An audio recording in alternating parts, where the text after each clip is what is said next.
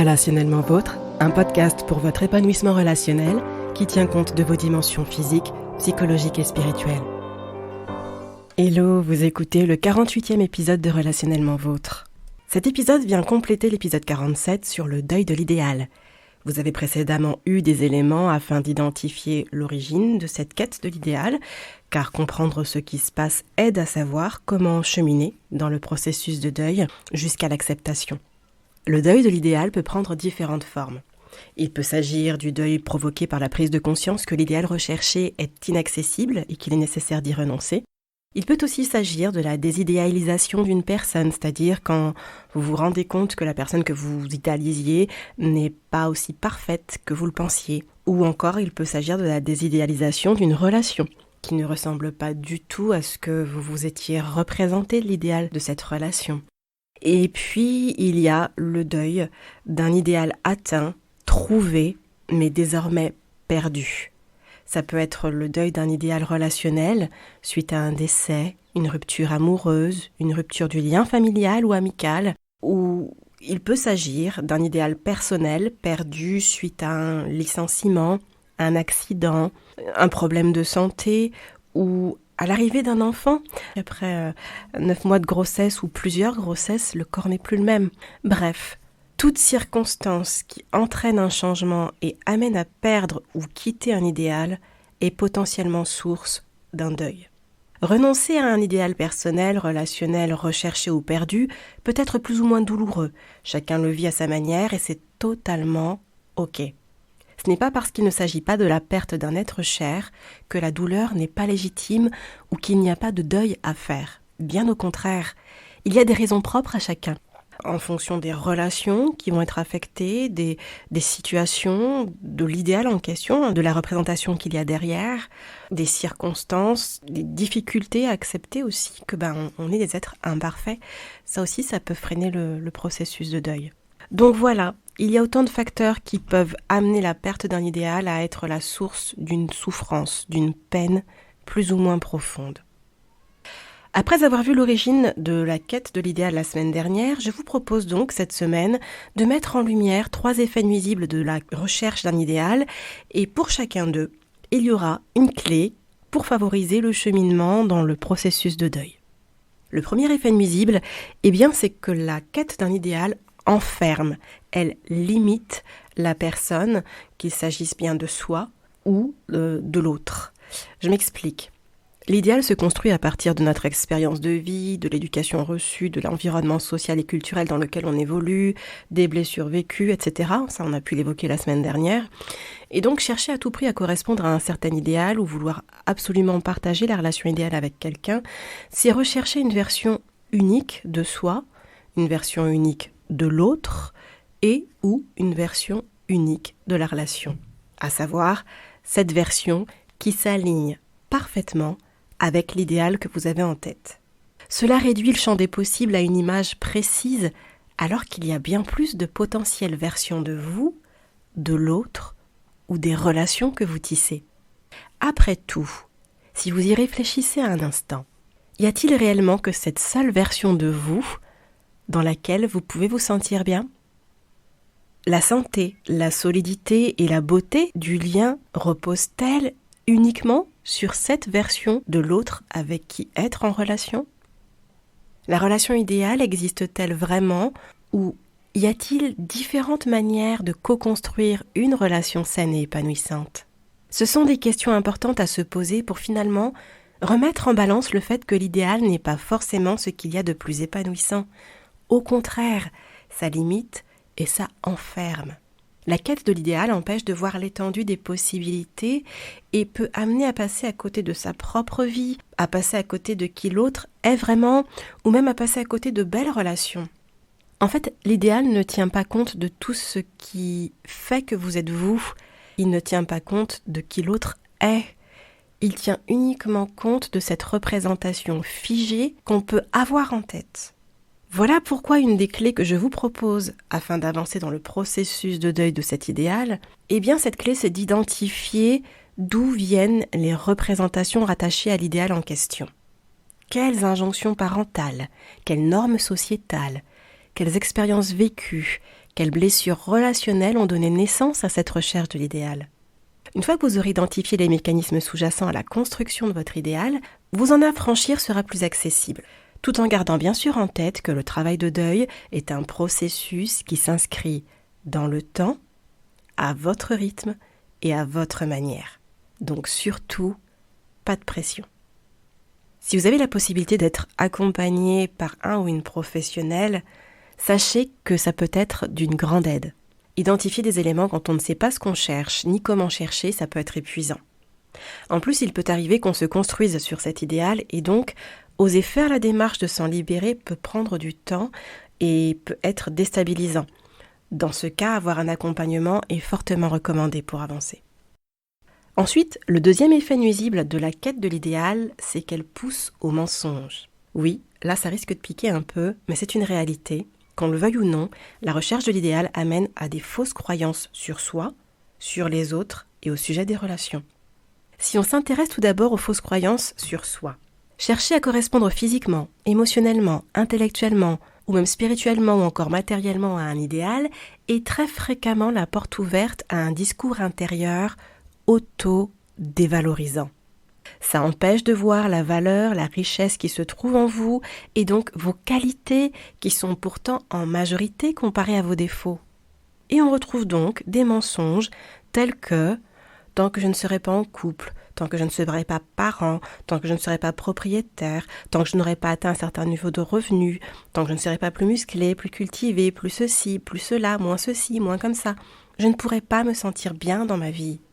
Autre mensonge, pour être heureux, heureuse, pas le choix, il faut que je sois plus, ou que je sois moins. Ou sinon, franchement, ma vie ne ressemble à rien. Si seulement j'avais ci ou ça, là je serais épanouie. Et je vous laisse compléter les espaces vides comme bon vous semble. Ce sont des croyances limitantes de croire que tant que vous n'avez pas atteint cet idéal, vous ne pouvez pas être heureux, heureuse. Vous ne pouvez pas considérer que vous avez de la valeur, ni même ressentir une certaine joie par rapport à la vie que vous avez. Ça peut paraître bizarre dit ainsi, pourtant, c'est un mensonge. En réalité, vous pouvez très bien atteindre ces objectifs et vous sentir tout aussi frustré et peu épanoui. Savez-vous pourquoi ? Parce que si la problématique de fond est plus un souci d'estime de soi, d'image de soi, de perfectionnisme, de manière de voir la vie, ou une question de blessure narcissique et émotionnelle, eh bien il est fort probable que l'insatisfaction demeure, car vous trouverez forcément autre chose qui ne va pas dans votre vie, même une fois l'objectif atteint. En ce qui concerne l'idéalisation de l'autre et ou de la relation, rechercher un idéal amène à se voiler la face, à se mentir sur la réalité de qui l'autre est et la réalité de la relation. Ça peut entraîner de violentes désillusions quand cette réalité ne peut plus être déniée. Ça vous est probablement déjà arrivé de penser que la personne que vous fréquentez correspond complètement à vos idéaux et au bout de quelques mois, voire années, de réaliser qu'elle est tout aussi imparfaite que vous.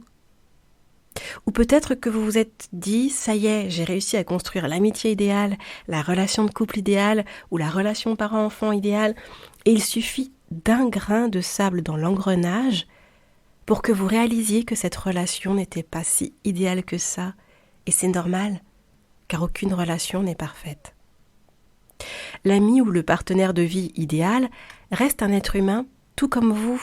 Il, elle, a donc aussi des imperfections, des failles, un vécu avec des expériences de vie plus ou moins douloureuses, des soucis qui font que votre conjoint, votre conjointe ne correspondra pas totalement ni constamment à votre idéal et c'est complètement normal. Permettez-moi cette question. Être en relation avec l'autre implique-t-il de tenir compte de sa capacité à être votre idéal ? Ou est-ce que ça implique de tenir compte de qui cette personne est vraiment dans son ensemble ? On est d'accord qu'il faut être au moins deux pour être en relation. C'est pour cela qu'on parle de co-construction de la relation. Chacun apporte les matériaux de sa personnalité, de sa vie, et on voit ce qu'on peut composer dans le but d'avancer ensemble et de se sentir bien dans la relation. En d'autres termes, non seulement la relation parfaite n'existe pas, puisqu'il faudrait qu'elle soit composée de deux êtres parfaits, mais en plus, l'idéal amène à se baser uniquement sur la représentation idéalisée qu'on se fait de la relation, et donc cet idéal ne tient pas compte de l'autre. Cette démarche ne revient-elle pas à considérer l'autre comme un élément du décor, un objet que vous voulez faire apparaître sur l'image de votre relation idéale? En plus, ça se concrétise par des exigences et des attentes pesantes vis-à-vis de la personne avec laquelle vous êtes en relation. Qu'il s'agisse de votre conjoint, vos enfants, vos amis, un membre de votre famille ou même vos collègues d'ailleurs. On emploie alors des phrases du type « T'es trop ceci, t'es pas assez ça, ça serait quand même mieux si tu étais plus comme ci ou moins comme ça. » Et je vous laisse personnaliser les ci et ça. En tout cas, au final, ces jugements sont émis à partir de nos propres filtres, de ce qu'on pense être bien à nos yeux. L'un des plus gros mensonges générés par l'idéal, c'est de croire qu'il n'y a que du négatif en soi, chez l'autre ou dans la relation. On se focalise uniquement sur ce qu'on considère comme un défaut, ces détails qui ne correspondent pas à l'idéal recherché, en occultant une fois de plus tout le positif qui est forcément présent. Le but n'est pas d'être aveugle ni de nier le négatif, loin de là. C'est important de rester conscient des défauts des autres tout comme des nôtres, sans les exagérer. On reste réaliste, mais sommes-nous obligés de ne regarder que ça? Autant vous dire que lorsqu'on se focalise que sur le négatif, chez l'autre ou dans la relation, eh bien, cette dernière approche dangereusement de la fin. Et petite parenthèse, se focaliser que sur le négatif, en soi, chez soi, amène à tellement idéaliser les autres que ça ouvre la porte à des relations abusives et toxiques. Je referme la parenthèse. Voilà pourquoi une des manières d'avancer vers l'acceptation d'une vie non idéalisée, d'une relation non idéalisée, c'est de s'arrêter pour prendre le temps de reconnaître ce qu'il y a de positif en soi, chez l'autre et dans la relation bien sûr. Ça permet de contrebalancer ce qui est considéré comme négatif et peut-être de réaliser que, bien qu'imparfait, imparfaite et en dehors de l'idéal recherché, vous êtes plutôt pas mal et que l'autre l'est peut-être plus que vous ne le pensez et la relation aussi. Le troisième effet nuisible de la quête de l'idéal, c'est qu'elle amène à viser un but à l'opposé de ce que la relation est censée être. Une relation, c'est l'ensemble des liens qui se tissent entre au moins deux personnes, qu'il s'agisse de liens spirituels, de liens affectifs. Dans les relations amoureuses, il y a en plus des liens physiques qui s'ajoutent. Il peut aussi y avoir des liens générationnels, notamment dans les familles, des liens intellectuels, des liens financiers, des liens matériels, des liens professionnels, etc. Ces liens sont comme des cordes tressées à partir des fils apportés par chaque membre de la relation. Chacun de nous, tel que nous sommes, représente un fil composé de plusieurs brins. Il y a différentes manières de tresser les fils ensemble pour former une relation. Et plusieurs facteurs vont influencer la manière dont nous allons nous y prendre. Par exemple, si vous êtes croyant, croyante, vous avez probablement entendu parler de la corde à 3 fils qui ne seront pas facilement. Il s'agit d'une symbolique du couple qui est une corde tressée à partir des fils représentés par les membres du couple, des fils tressés sur la base d'un fil qui représente la relation avec Dieu. Toutes les ressources à disposition dans les médias, sur Internet, les réseaux sociaux font qu'il y a de plus en plus cette quête de l'idéal, de la relation parfaite. Certains contenus sont proposés pour vous aider dans la manière de faire, la manière de relationner, mais pas pour définir comment vous devriez être. La nuance est importante. Il y a différentes manières de faire à partir de qui vous êtes. Voilà pourquoi il est préférable d'éviter de calquer, de prendre à la lettre tout ce que vous pouvez trouver comme ressources, comme contenu proposé, mais plutôt de l'adapter à votre vie, à votre personnalité. Quand on veut utiliser une corde, on ne va pas regarder à son esthétique, ni aux petits épis qui dépassent. Vous savez, quand elle s'effrite un peu. On va regarder à sa capacité à remplir sa mission et donc on va tester sa solidité, c'est-à-dire sa capacité à supporter le poids qu'elle devra porter, sa capacité à maintenir le lien aussi serré que nécessaire et surtout sa capacité à tenir dans le temps, à traverser les intempéries, les saisons, les variations de température, etc. Si la corde semble s'abîmer à certains endroits, doit-on la jeter ? Ou est-il possible de la réparer, de la renforcer ? Le tressage de vos relations n'a pas besoin d'être parfait. Il a besoin d'être suffisamment solide afin que la relation puisse supporter le poids, la charge du quotidien partagé, être aussi étroite et intime que nécessaire en fonction du type de relation, et surtout qu'elle puisse traverser les intempéries, les aléas, les changements de température liés aux saisons de la vie. La solidité d'une corde ne repose pas sur la perfection des fils qui la composent, elle repose sur la qualité du tressage. D'ailleurs, j'ai fait un petit tour sur le net pour voir différents tressages et c'est vraiment intéressant.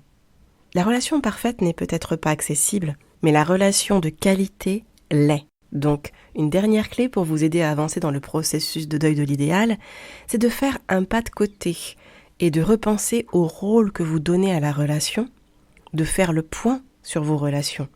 Les cordes ont-elles réellement besoin d'être parfaites ou ont-elles besoin d'être renforcées à certains endroits pour continuer leur mission ? Qu'y a-t-il à votre portée pour améliorer la relation ? Et vous voyez, là, vous sortez de la quête de perfection, la quête de l'idéal, pour rebasculer dans l'excellence. On améliore ce qui est présent, on ne cherche pas quelque chose qui n'existe pas. Alors il arrive à certains moments de la vie que certains liens aient besoin d'être coupés, car ils deviennent toxiques et nuisent à la santé physique, psychologique et même spirituelle d'un ou plusieurs membres de la relation. C'est ok. Ça implique un autre processus de deuil par contre. On essaie de réparer tant qu'on peut et parfois la réparation n'est pas possible et donc là il est important d'accepter. Mais gardons en tête que toute forme de mort ramène, d'une certaine manière, à une notion de vie. Il y a la vie après la mort pour la personne décédée. Il y a la prise de conscience de l'importance de vivre pour ceux qui sont encore en vie, justement. La mort d'une relation toxique est nécessaire pour se libérer de l'emprise et vivre à nouveau. La fin d'une chose permet à une autre de commencer. On approche de la fin de cet épisode et avant de se quitter, j'aimerais vous laisser une astuce en bonus. Comme vous le savez, la nature a horreur du vide. Quand on veut se débarrasser d'une pensée, il est nécessaire de la remplacer par une autre. Et quand on veut modifier un comportement, il a lui aussi besoin d'un remplaçant. Donc l'astuce en question, c'est à chaque fois que vous entendez des injonctions parentales vous revenir en tête avec un, entre guillemets, « sois parfait », c'est de pouvoir vous dire « sois toi », avec un « sois fort »,« fais plaisir »,« fais un effort »,« dépêche-toi ». Et bien là, ce que vous ramenez au devant de la scène, c'est sois toi. À trop courir après un idéal, on ne sait plus qui on est. Or, se connaître soi-même est la base de toute relation, car vous allez expliquer et montrer à l'autre qui vous êtes, afin de co-construire une relation, tresser une relation qui tienne compte de qui chacun est. Si vous vous demandez ce qui vous définit, comment savoir qui vous êtes ? Qui de mieux placé que celui qui vous a créé pour vous aider dans ce cheminement, pour vous libérer et guérir des messages contraignants véhiculés par votre environnement ? Que dites-vous de vous recentrer sur son amour pour vous, ce qu'il dit de vous, et rechercher l'identité qu'il vous donne, ainsi que ce qu'il a placé en vous ? Je vous laisse y réfléchir tranquillement. Voilà, on arrive à la fin de ce 48e épisode du podcast. Si vous avez des questions, vous pouvez les poser par mail à l'adresse relationnellementvôtre@gmail.com. Si vous souhaitez être accompagné dans cette démarche de deuil de l'idéal, vous pouvez en faire la demande à cette même adresse. Bon, on se retrouve la semaine prochaine avec un nouveau numéro de l'émission Parlons Relations, Parlons Vrai. Et d'ici là, surtout, continuez à prendre bien soin de vous. Relationnellement vôtre.